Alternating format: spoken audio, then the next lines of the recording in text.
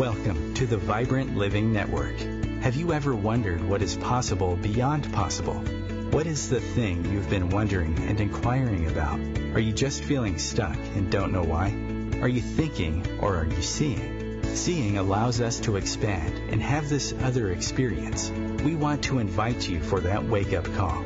We want to invite your spirit, your soul, so to be more alive, more connected.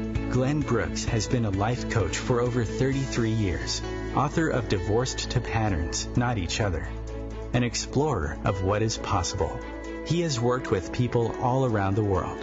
Join us for a wake-up conversation, a dialogue with you. We will have some of the most interesting contributors. We will be talking to some of the most interesting people and have some of the most resourceful teachers, wisdom-filled people from around the world join us.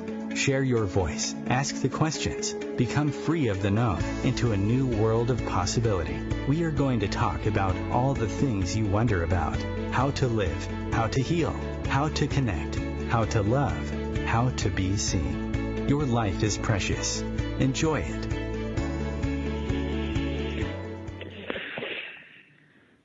I was just exhaling.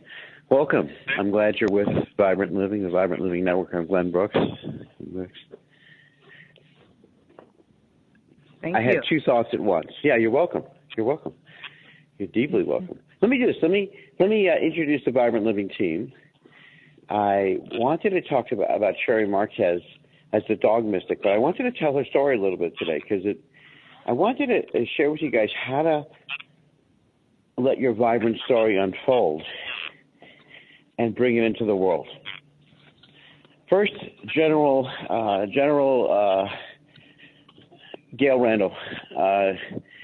She found herself as a 3-year-old communing with the horses several miles from where she grew up. She had a relationship with the invisible world as a young girl, and she decided at some point to be a professor at UCLA. She had the two parts of the brain. She has the yielding, intuitive side, and she has the scientific, anthropological side. I met Gail in a miraculous way. We're deep family, and I'm honored to have her on. Now she's currently a medical doctor, too, integrating the best of all worlds, the spiritual world, the hidden world, the scientific world, so we can also bring nutrition and wondrous things.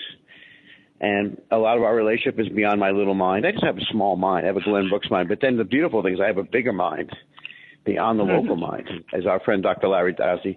Welcome, Dr. Gail Randall. Thank you so much. What an introduction.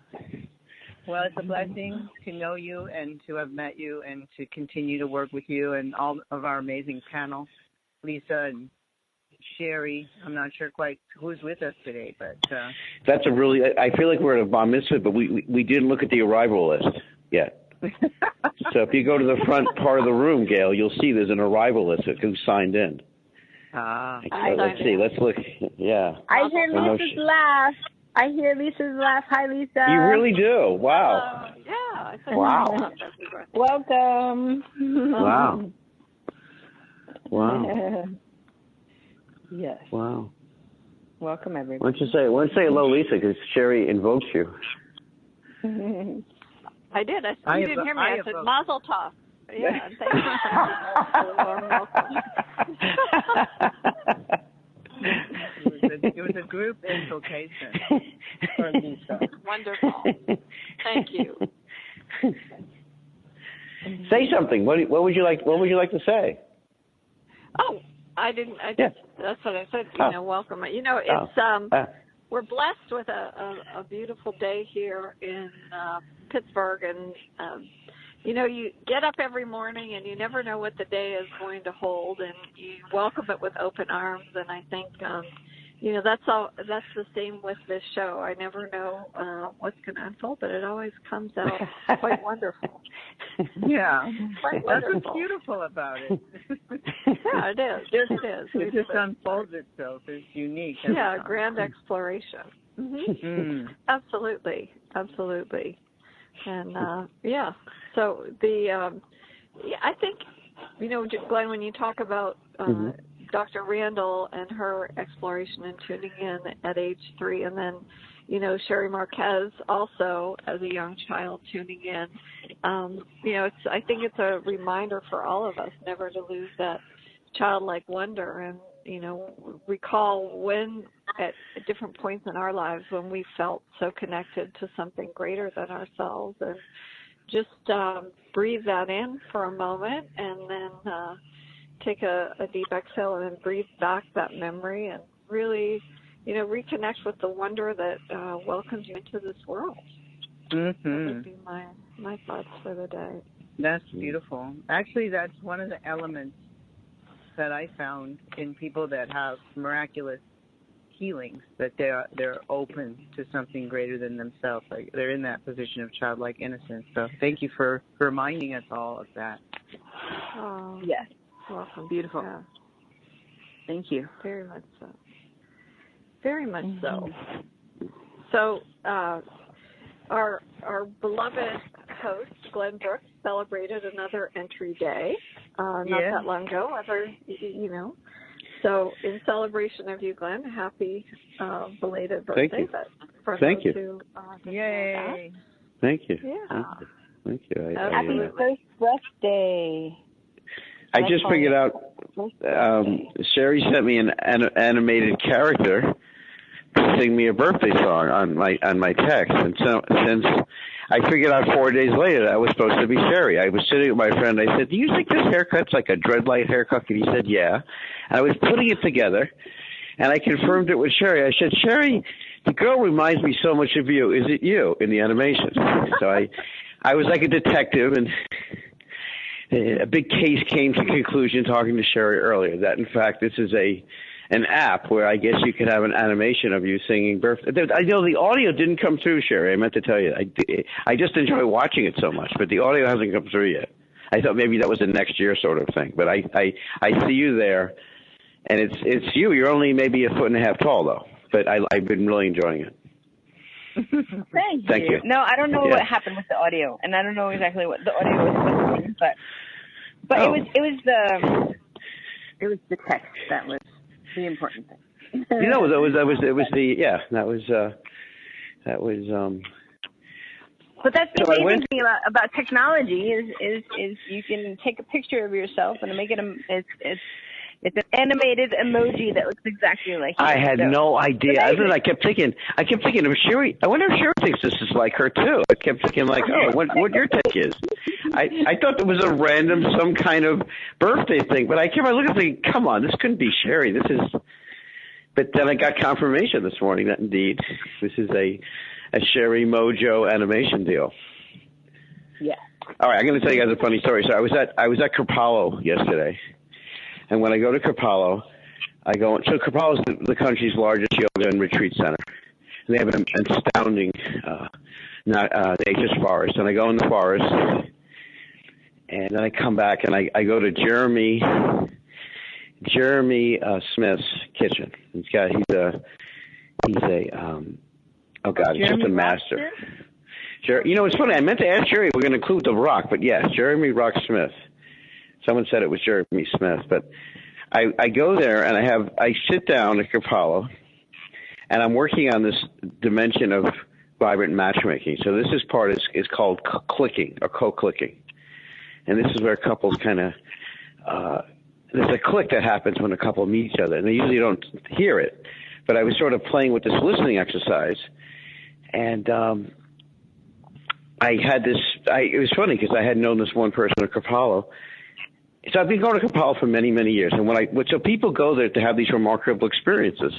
And so you can imagine sitting in a room, everybody's there to have a remarkable experience, and then sometimes someone just comes out and sits down, and we have these remarkable conversations.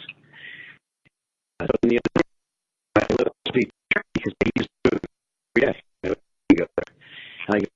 so I met many, many people there, and usually the first thing I do is I take a sauna, a cold, and a hot tub, and then I always stop. I always finish with a cold tub. And now this year we're going to invite. I'm going to tell you guys one of our secret speakers. I haven't released this publicly. We're considering inviting to Carnegie Hall this guy Win Haas. He's known as the Iceman. And when his wife committed suicide, he developed these practices of being in ice cold water and ice. And so he's developed these practices. And I thought, when I was at Kapalo, I thought, I should invite Wynn. So when I go to Kapalo, what I notice is I'm in a field where people go to experience these remarkable practices in dancing. And so I invited Jeremy Rocksmith, and I was in the General Randall's honor. She said Rocksmith so definitively, I got to go with that. So I decided that we need our personal team of chefs. So like when Dr. Randall comes and we do our healing beyond belief, we need someone on the inside. And I think Jerry's going to be on the inside of that. That came at Kapalo. So someone put a note under Jeremy's door. Like yesterday, my new practice every day now is to go to the woods and I lift this rock out in the deep woods. I found a rock and I lift it, and it's when you lift a rock, there's all these different dimensions because it's uneven. So I got to kind of balance my body and my legs, and I'm in such a different place this year. And Dr. Randall's in the house. So I want to say what a difference. I really thought I went through this crisis where it's like, when you're in survival, it's hard to, survival is kind of like you're happy that you can stand up. And now I'm like out of survival. And my teacher said once to me, he says, well, if you can release survival and security, it's a whole new life, right? If you're not reacting and bumping against survival and security. So I had this window open, and now we're going to help people publish their books, their vibrant books, like Sherry Marquez, and we're going to be owning and working with people at Carnegie Hall. And it's sort of unfolded by being in places like Kapalo and also Tanglewood. Tanglewood's an outdoor theater, and all kinds of, it's also the home of the Boston Symphony. It's another place I want to bring a retreat to. So I wanted to tell the story today, a little bit more of the story of Sherry Marquez and the dog Mystic, because I realize what's been happening in my life is that a whole bunch of people are part of this community of people all around the world, that they had things happen around their dogs that have transformed their life, transformed their health. I've had healing with dogs. There was an article in the New York Times about your dog's a healer. Magazine did a series, and I thought, there's all these people. First of all, I want to welcome you, Sherry, officially, even though I've gotten so carried away by the animation of Sherry. It's like my favorite cartoon now. So I want to welcome you today. Hello, welcome. Yeah. Thank you for joining us today. Yeah. So yesterday I saw a Malamute Shepherd. That's how I started my day. Malamute Shepherd mix. Yeah, and there's some breeders out of Pennsylvania. And this guy, he's going to listen in today. I feel I should know his name. I was hanging out with him. He had such good energy. Well, you know who you are. We hung out yesterday. I hung out with you and your dog, 3-year-old Malamute German Shepherd mix. So I go to the dog show, then I go into the woods, Sherry. And then things just sort of, they come to me in terms of, like, what's the next level of connection? So this is how I work with people. How I work with people is so everybody has a counterfeit story, and Lisa was alluding to this. So we have a counterfeit story, which are the habits and thought viruses that you sort of take on. But on some level, they're not you, but they're common, right? If you talk to people. And then there's another level when you get together and you have this vibrant experience, this vibrancy. And I play with people. I'm also an improv artist, so I sort of play with people. Sometimes I just say things to people because I'm really curious what they're going to say. So I'll say something that's really zany, just how they respond, So like the other day, some people ask me what I do, and I sometimes say, well, I just work with people who want to be able to deliver their message on the stage, own the stage, in a way that's totally different than the scripted message. So it's being a vibrant speaker to unscripted power, the power that moves you, where you're incredibly well prepared, but it's totally unscripted. But the other day I said, I'm a full-time divorce exorcist. I like saying unusual things. So someone said, what is it like being a full-time divorce exorcist? And I thought, let me tune into that. I said, well, I help people untangle and purify and get in touch with the original love of their marriage, the original love that emanated them and breathed them and opened them to each other. And someone said, well, that's a worthwhile profession.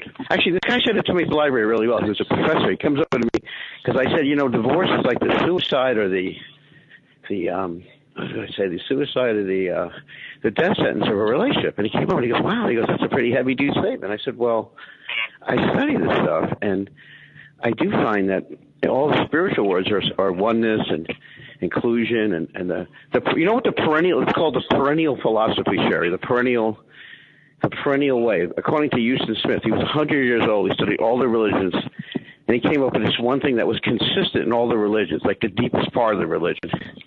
It's basically oneness. You know, how to be in oneness. So oneness, marrying into oneness together. I knew you would. So this is what I see. I see us now. We have the dog mystic community, right? So these are people who write from around the world and come on here and share their experience of how the dog has transformed their lives. We have a whole bunch of people who had mystical experiences, like the woman in New York. She fell down her staircase, and her lead dog was an Irish Wolfhound. And she had 27 dogs, including Romeo. Romeo was an amazing dog. I didn't meet Romeo. Romeo was a dog who bit the mailman. She told me that Romeo was the best dog ever, and it wasn't the dog's fault. Maybe that's a new book title. It wasn't the dog's fault. It was how the owner set up the house. The mailman came in, but she said Romeo was amazing. But this Wolfhound educated all the other dogs that got on the property. She fell down the staircase and broke her hip.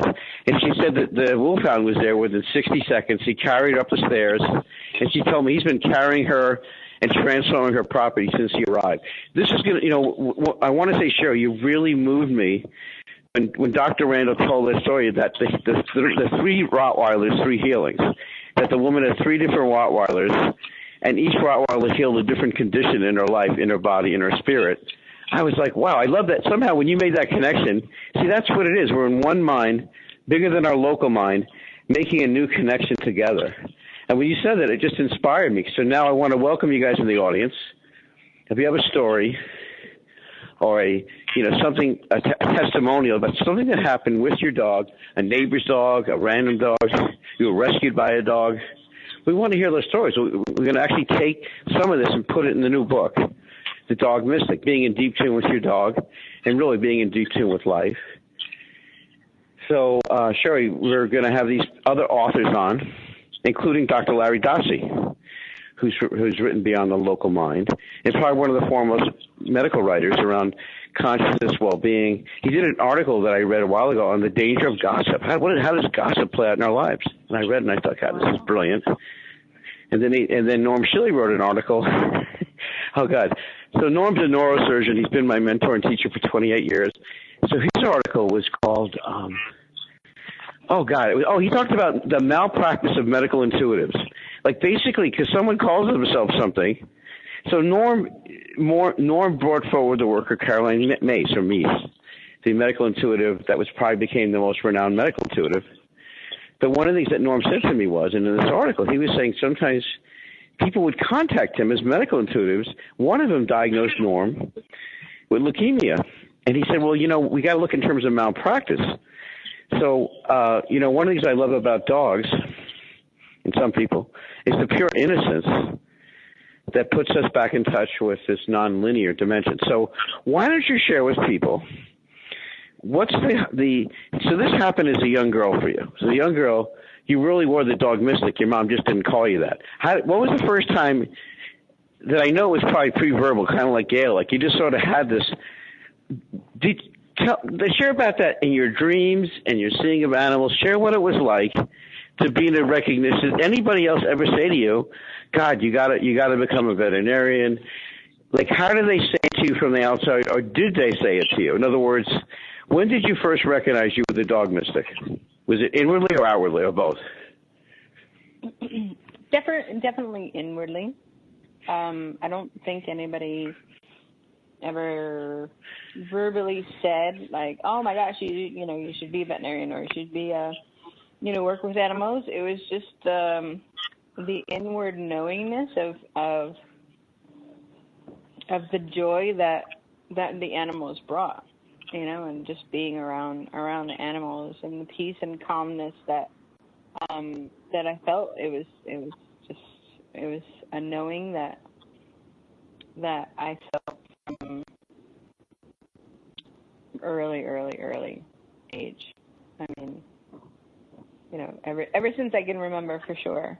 And not only that, I mean, just the responses of of the animals with me, because I mean, like, you know, there's plenty of animals that when a kid walks in the room, they're gone. They're like, oh no, the kid is gonna be bothering me or mean to me or whatever. But you know, it wasn't only dogs, but I mean, like, you know, the animals were drawn to me and just knew that I wasn't gonna hurt them, so they can trust just because of their sixth sense of knowing that I was in tune. I was in tune with them. So you know what I've been noticing. I wanted to share with you, Sherry, was, and Lisa, and Dr. Randall. I watch these videos almost every day. It's called Hope for Paws out of Los Angeles, and they shoot these rescue videos. And every time a dog gets saved, I swear I'm almost crying at the end of a video, because the dog life of getting rescued just reminds me of a human life where we get misidentified and we kind of forget what's happening. And then in the videos, it's like what I love about the dogs that touches me every time is they're so receptive to getting rescued.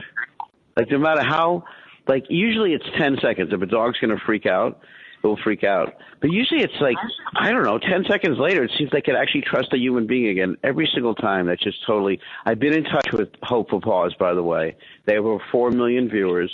They're on YouTube.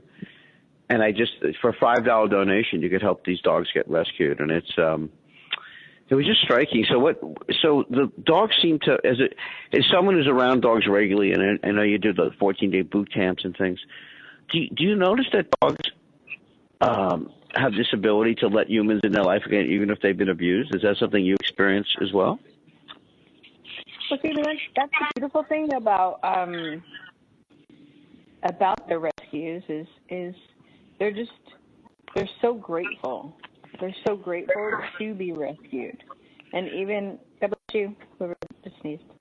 And whoever is, I mean, whatever happens to the dog, and however much abuse or however hurt they are, then they're still able to forgive, just because they're so grateful to be cleaned and being taken care of and feeling the love, you know, and sometimes the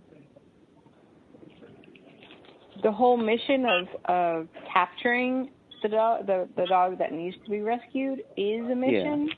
But once, because I mean, like, you know, sometimes it's they have to use not a slip collar, but kind of like a special kind of collar where, you know, they're luring the dog with food and then kind of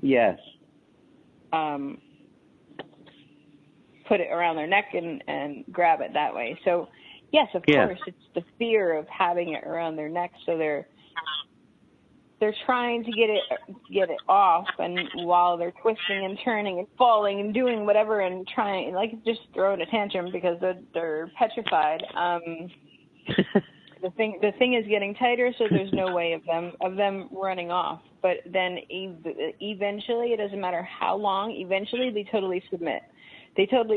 Calm down, and they just release. Yeah. Once they release, even though they are extremely scared, then once they see that the person or people are not going to hurt them, then it's that slow progression of trust. And it takes a long time, but just to see the gratefulness once they do start receiving that love is absolutely amazing. It's amazing. It's beautiful. And I sometimes I can't watch them, the rescue things, just because they're too emotional. But I mean, I cry over commercials sometimes. I'm like, oh my God, this is so beautiful. I love it. Anything animal related, I'm like, oh, that's great. I mean, even if it's not sad, it's like I'm crying. I'm like, I don't know why I'm crying. It's just beautiful. I love it. By the way, Sherry, it's page 424. The specific blessing that you gave, it's defined. So someone sneezed and you gave. It's called a group sneeze blessing. When one or more are gathered and someone sneezes, this is the thing to say. It's just to say, we gather today to bless one of the members of our tribe, our community, who sneeze. May they have a blessed, easy breathing rest of the day. That's the official treatment. Oh, and you said it much simpler though. That was fine. That was fine. I always think it's interesting. People are really respectful of the whole sneezing thing. You know, you eliminate some mucus and everybody's blessing you. It's sort of an interesting equation. There's so many other times I think it's appropriate, but how did that became like a standard or something? The whole. It did. Yeah, it's a standard. So letting the toxins come out. It sounds so serious. So here I am. I get to produce this thing, and I feel such an infinite connection with you and all the people that are coming out of the woodwork around the dog mystic, being in deep tune with your dog. So I get to introduce you to another author today, and along with Dr. Gail Amazing Randall and Lisa in her own way is a master general dog rescuer, I guess, there in Pittsburgh. I'm sure she's been on the Pittsburgh Star many times with her dogs. I'm making up my newspaper name. So I'm going to introduce you today to. Thank you. Is that? I don't know any of the names of newspapers in Pittsburgh though. No, I'm just choosing you. No, I like that. I like that. So. I want to thank someone, Sherry, because you reminded me, because you gave a group blessing. I want to thank, I guess, Mel Goldberger. I don't know his name, but the first talk I ever gave when I was 18, it was my first professional talk. I gave it at Fannie Schaefer's Vegetarian Farm, where people would come from Florida to upstate New York. And my group was in their 80s to 106. And I told them the story of Dr. Norman Walker, who wrote a book called Become Younger in his 60s. Because in his 50s, he was at a farm and he was watching someone grate vegetables. And he had this notion as a scientist that when you grate vegetables, you should squeeze the juices out of them. And that's what, that whole book was about, was him regenerating his body through juicing. So if you guys, the most expensive, amazing juicer is called the Norwalk. And it's named after him. And I told the story to this group of people before I left the property. But this one guy followed me and he put $10 in my pocket. And he said, keep speaking, the opposite of what my parents said to me. They told me to shut up and get a job. So I kind of went in the direction of Mel Goldenberger. So today we're going to have Jeremy on. I want to actually, so how I discovered, and kind of was asking Sherry about that, how I discovered what I was supposed to be doing is that people paid me without me asking them for doing stuff that I didn't consider was something. I like how I said that. They paid me for something that I didn't consider something, but then I realized, like in some sense a mystic. This guy from India said, the truth is we're all mystics, and some are much more in touch with the fact that they are mystics. Right? They're more in touch with the mystical. And I do love about Gail is I love the mixing, the blending of the science and the mystic. So any second we're going to have Jeremy on, who's written a book, a guide to cuisine, to heal your soul, to awaken your body, to tune you up. He's going to be, I know he's going to be a new Vibrant Living team member because I see it. I feel it. When I was lifting my rock yesterday in the woods, he called and I said, Jeremy, I was so excited so I'm going to introduce, he's going to be, I'm hoping he's a dog lover. I don't know yet, Sherry. You're going to take a risk and find out, I guess. Stay tuned to more Vibrant Living. We're going to have Jeremy Rock-Smith on, the executive natural cuisine chef at Kripalu, the country's largest yoga and retreat center. And I'm Glenn Brooks. Your life's precious. Enjoy it. Stay with us. The Real Conscious Connection. OMTimes Radio. IOM FM. Host your show on IOM FM, the radio network of OMTimes Media, one of the more recognized brand names in the conscious community, and is backed by the extensive marketing reach of OMTimes. Hosting a show on IOM FM immediately connects you with our extensive dedicated community. I'm Kathy Williams, host of Sexy Mom Abundant Life radio show on Thursdays at 5 p.m. Eastern, 2 p.m. Pacific. On the show, we explore living abundantly in every area of your life. Ways to let go of limiting patterns and beliefs and to step into the flow of creativity and possibility, knowing you are supported by the universe.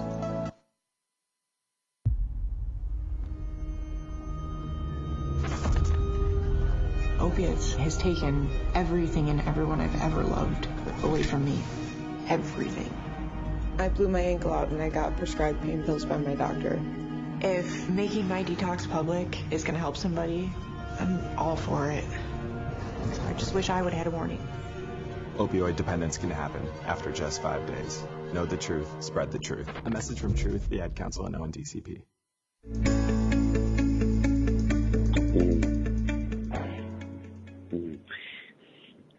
Hello, I'm Glenn Brooks with the Vibrant Living Network. It's great being with you guys today. I wanted to tell you guys a story today.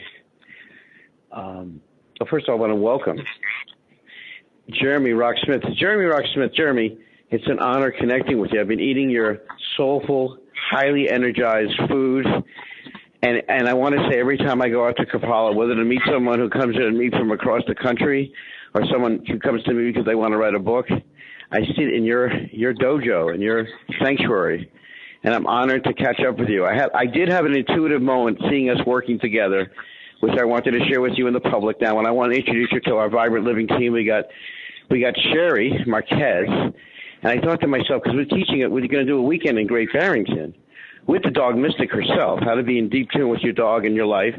And I said, God, I wonder if Jeremy loves dogs. I've been thinking about that the last 24 hours. I want to ask you that. Do you love dogs? Am I putting you on the spot? First of all, welcome, Jeremy. Well, it's great. Thanks for having me, Glenn. Yeah. I gotta be honest. I'm more of a cat man. I gotta be. Oh, I knew you were going to do that. I knew that was going to happen. Not to say that I don't love dogs. Hey, I love hanging out with dogs. It's kind of a grandfather thing, grandparent thing. I like playing with dogs and then sending them home. But living with, I can do with a cat. All right. Okay. That's a one of a kind. I want each. Happy New Year. It's such an honor catching up with you. I'm feeling such a strong connection to you. And I see us doing retreats. I want to welcome you to be a Vibrant Living team member. I want to introduce you to someone who just recently transformed my diet yet again, just when I thought I had a clue.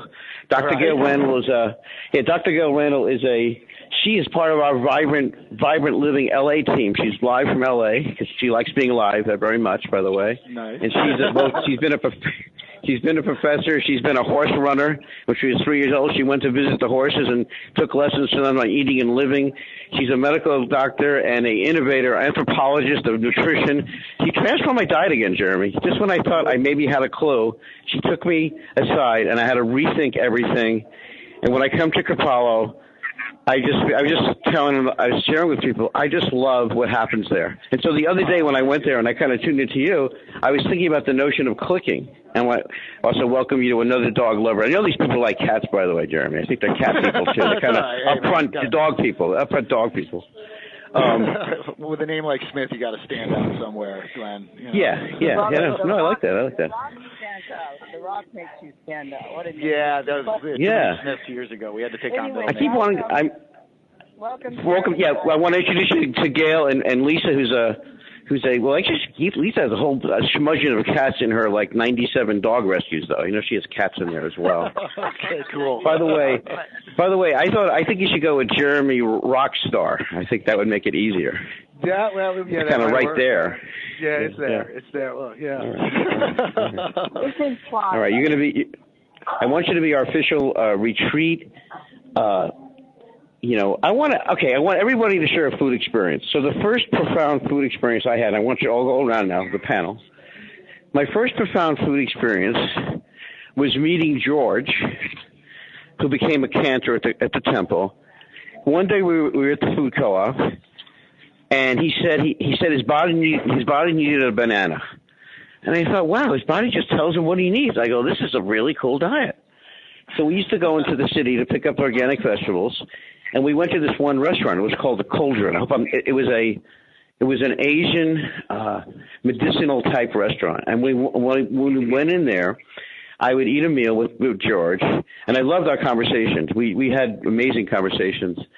And the Song of Life came through the conversations, and I realized when I would eat there, I felt different emotionally, spiritually, and mentally the next several days. And that was the beginning of a little bit of my journey. It got very confusing after that. Because I remember I went at the peak of my most confusion, I read a book by Pava Arola called Are You Confused? And I thought, I'm massively confused. I read Pavel's book, and I got more confused. I want to ask each of you, Jeremy, since you're right here, what's the first food experience that made you feel that food had something to do with soul, well-being, and wonder? Like, what was that? Was that a one-time experience? How did that come into your life? I mean, I've had multiple times. I think for me, like the most profound moment I had that kind of kicked me into food was I grew up in a very, American industrial diet, basically.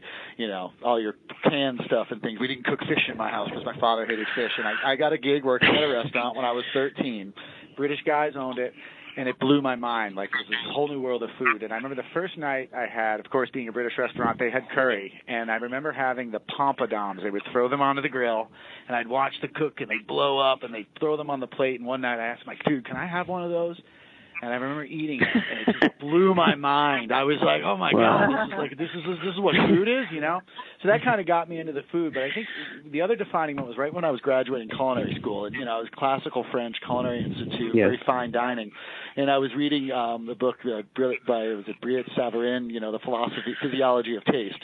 And the opening quote of, tell me what you eat, and I will tell you who you are, changed everything for me. And I remember at that time, I'm like, well, what am I eating right now? And I'm like, a lot of fine dining. I guess I'm fine dining. But what I realized is, it's funny, when you said that your diet just changed again, how many iterations of who I am have there been since that moment, and how has my diet changed accordingly? Because I think that we're constantly changing ourselves, so our diets change at the same time. For emotional reasons, for physical reasons, whatever it may be. But that I've always kind of taken that to heart. And then when I got, 15 years later, when I got into doing healthy food and stuff like that, it really hit me. It's like, it's fuel for your system. You're absorbing the prana, you're absorbing all the nutrients, and that's what you become. And it's like anything else. It's media, whatever we ingest. We kind of become. So yeah, that was my first couple of moments. But there's been many more, So. Well, I see us doing this YouTube live show and reaching our 200,000 people, 400,000 people with the magazine. I'm just so wildly enthusiastic because I've had all my meetings at Kapala over the last 30 years have always involved going to the dining hall and sitting down and I made a very profound, I felt was sort of a profound comment at the Ayurvedic bar. I think I told you, I told someone, I just love and revere this. There's a woman who's been serving the community for so many years at Kapala, and I said, I think she's amazing. I just love her. And it was really funny. The guy said, what? And I said it again, and he goes, oh, you should definitely tell her. And I thought, well, this could happen this has to happen in the kitchen because, I'm digesting and integrating. And no, so Sherry, you're very in tune with dogs and the animal world. And you, by the way, you were telling me recently you've been doing intermittent fasting. So diet, in this world, everybody now is on some level realizes that diet actually, most people I speak to realize that it impacts food and mood, right? We have food and mood, we have food and spiritual awakening, we have food and community. And I think when we sit down with other people, we have food and respiration. You talked about, Sherry, about, we did a segment about dogs and eating a few weeks ago with Jeremy, and it was like, oh yeah, a lot of dogs, they overeat. It's too quick. And I thought, what would happen? Sherry said, what would happen if you sat down with your dog? And I felt so good about that somehow. Like communing with your dog when they're eating. It seemed like an interesting idea. Yeah. What was your first food experience? Yeah, man, I figured it would make sense to you.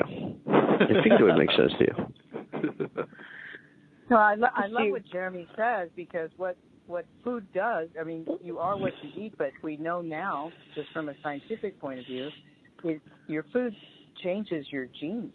So food truly is medicine, and then it's spiritual too. So the act of taking in food that tastes good and stimulates your sensuality at the same time as, what you eat is changing your actual literal genetics. So thanks, Jeremy, for making it so palatable. Yeah, no problem. No problem. Yeah, no problem. I think I love that. What you eat defines who you are. I think that could be a really good unscripted game, Glenn, for part of your job. To get people up on stage and or either have it be like a charades game, like, okay, who is this person and what does it say about them? Right. So it's so true. I mean, so many people have gotten so far away from what food really is, being chemicalized or, GMO'd or whatever. And, I always maintain if your grandmother didn't recognize it as food, please don't put it in your mouth. Yeah. It's really Right. Vibrant cooking and vibrant eating. I mean, it's vibrant eating. It's all part of it. Yeah. Yeah, but I know Dr. Randall, you do a whole series of wonderful juices and tonics and things that people can come, and I think that's a wonderful service to your patients. Yeah, I even put recipes on my Instagram and put, facts about food and how it can change your genes and make you healthier. But I'm all about taste. I'm a foodie, but I also want it to be healthy. Right. A which healthy it can foodie. be. Yeah. So when you go to Capello, I want to ask Jerry about this. So when you go to Capello, you get the first food. Well, is the soup of the day. Yep. So what about the sequence of food? I read like Pavarelli used to say, have your salad at the end of the meal.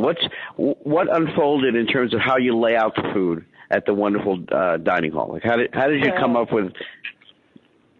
So there's philosophy and space.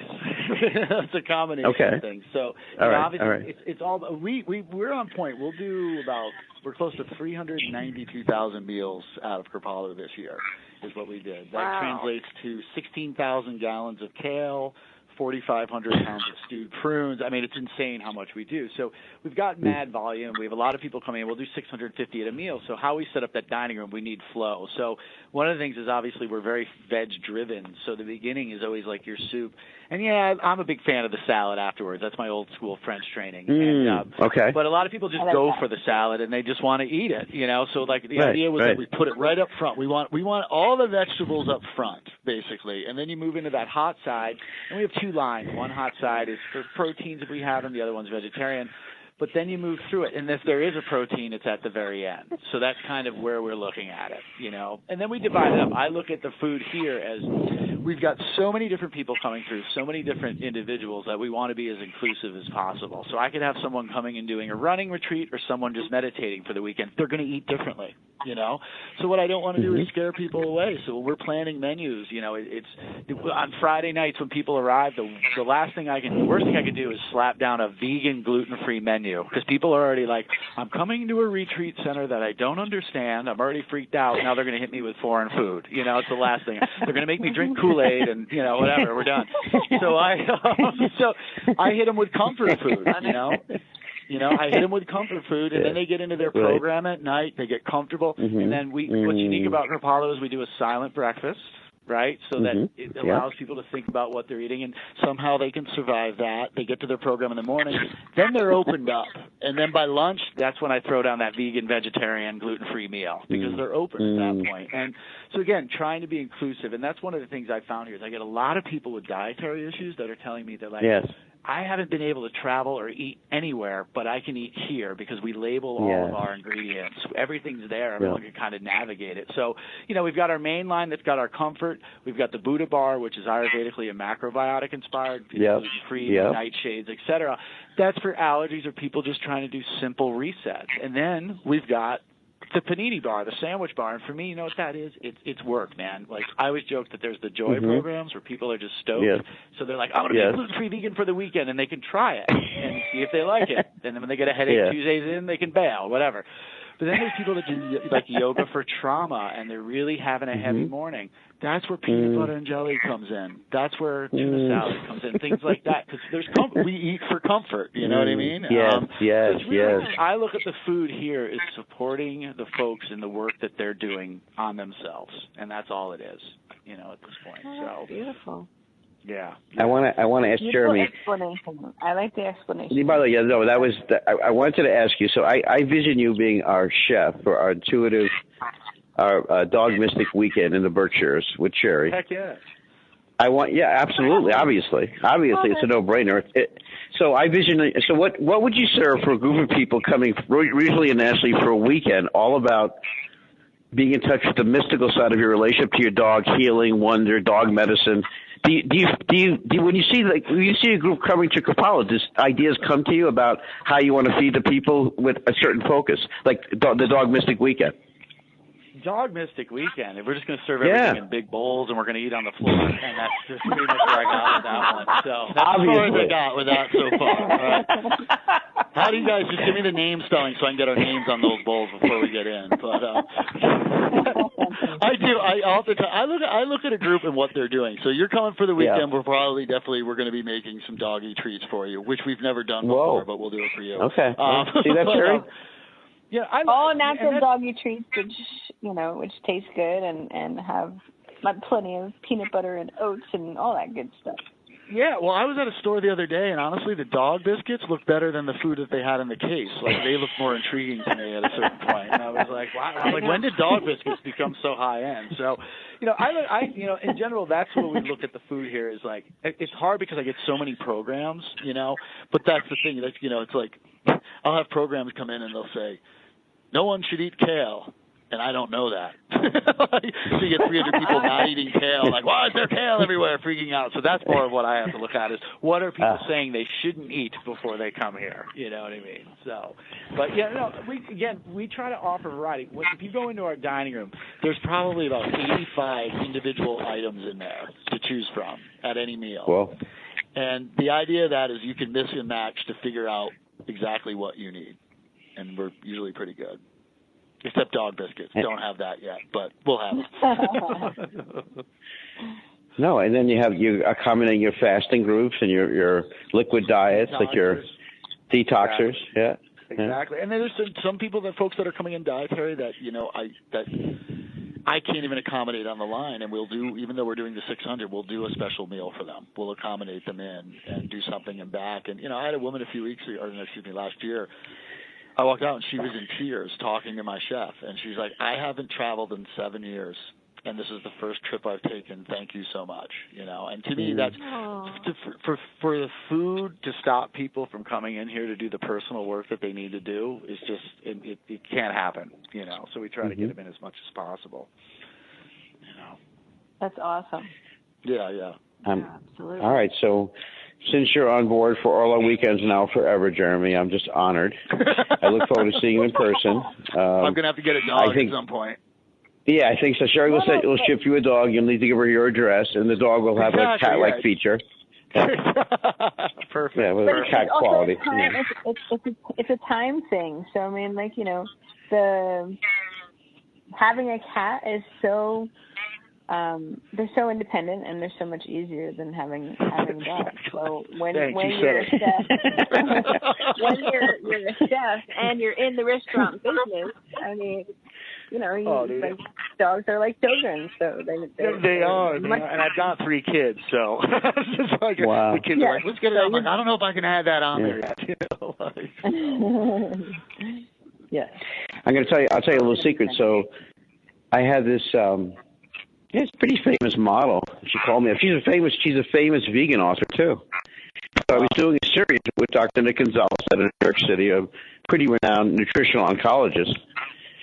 And she told me that when she went to see Nick, he had her eating raw meat, raw pasteurized meat, and she told me she never felt better, but was incredibly embarrassed. Right, exactly.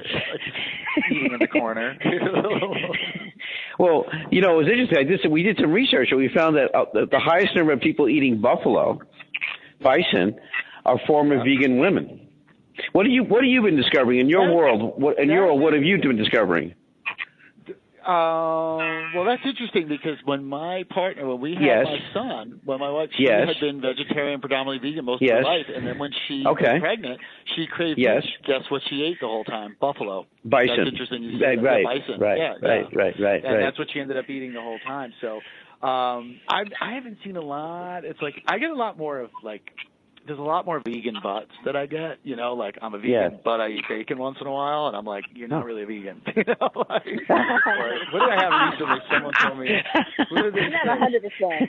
He said, no, I'm a vegan. I said, are you a vegan? And he goes, yeah, except when I travel. I'm like, so you're a stationary vegan is what I'm hearing. That's exactly what I'm saying. So, I think with the vegan lifestyle, what's happening now is more and more people are pushing into, which is great. I think more and more people are striving to try and be vegan, which I think is a big step for some. So what they're doing is they're kind of meeting it halfway. You know what I mean? They do the vegan butts. I'm a vegan, but I eat fish once in a while. And I'm like, okay.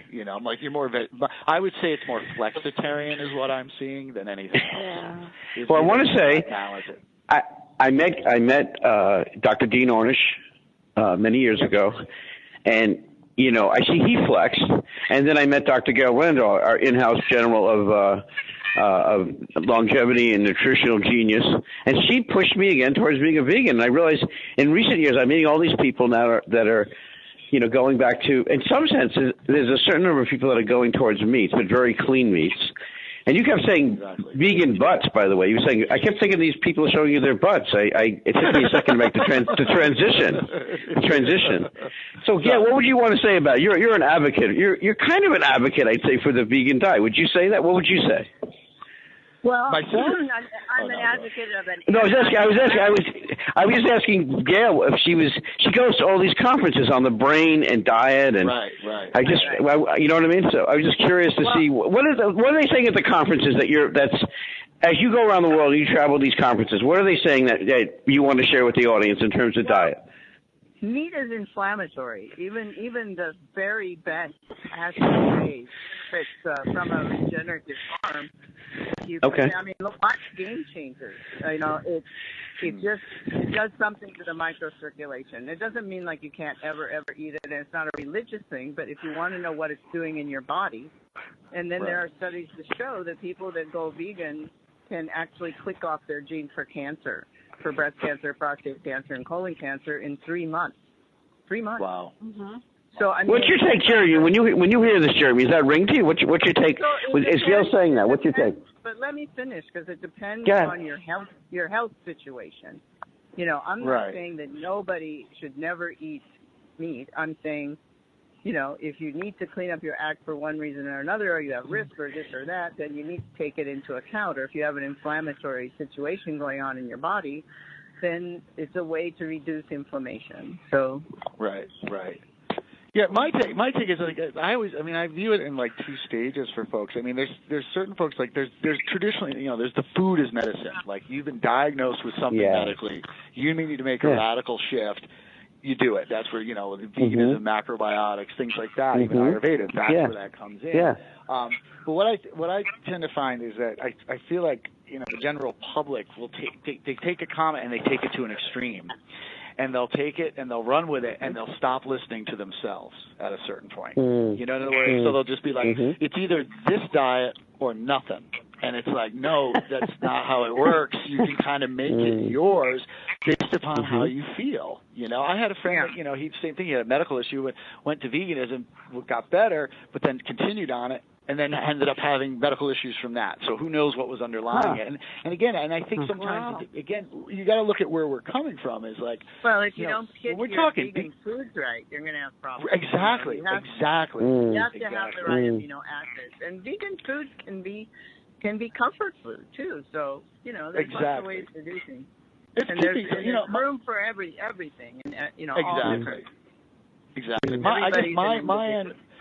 My end on both of it is, whether you're a meat eater or a vegan, I think the bigger question that I come up with lately is, and I like this is, you're going to do what you're going to do, and I believe we need to have more balance. I believe we're definitely too much meat-driven. The industry is too crazy, the meat packing industry, whatever. But we need that balance, and I think that, there's a certain level I think vegans and meat eaters have to weigh in on, like, am I eating stuff that's actually good for me? How is it being processed?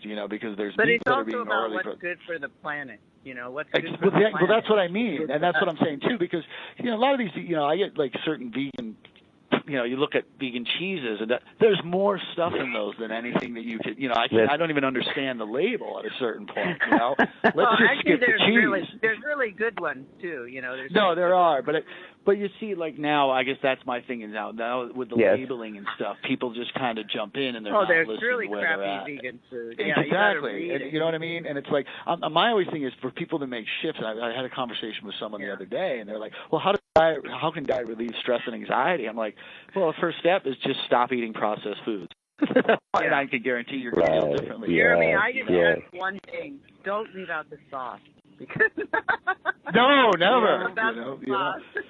Well, and that's the other thing with these diets sometimes. Exactly. Well, and the other thing is, I've never healthy food years ago when I first was in culinary school, and we went to the nutrition course, and it was the people in the lab coats, and we'd come up with a recipe, and you'd put it into the old archaic huge monitor computers, and it would spit it out telling you there's too much oil, too much of this, and you plop it back in, and eventually it would give you this recipe that was dietarily perfect, but soulless and tasteless beyond belief. And you look at where healthy food's going now is, it's about it's not about sacrifice always. It's this whole idea of I'm eating healthy, I've got to not really like the taste, feel like I'm giving something up. Dude, therefore, a sustainable way to live the rest of my life. Never. Jeremy Rock-Smith. Now that fat is good, we can make it. What is the Dolly? Well, I want to thank Jeremy Rock-Smith, Sherry Marquez, the Dog Mystic, Dr. Gail Randall, Lisa LaRose. Jeremy, I'm so psyched to meet you on next Thursday and sit down with you and do some amazing work with you and bring this big message. Thank you deeply. He likes Precious and Joy on Blood Brooks. Thank you. Thank you. Have a wonderful day. Thank you, Chris. You too. Bye. Bye.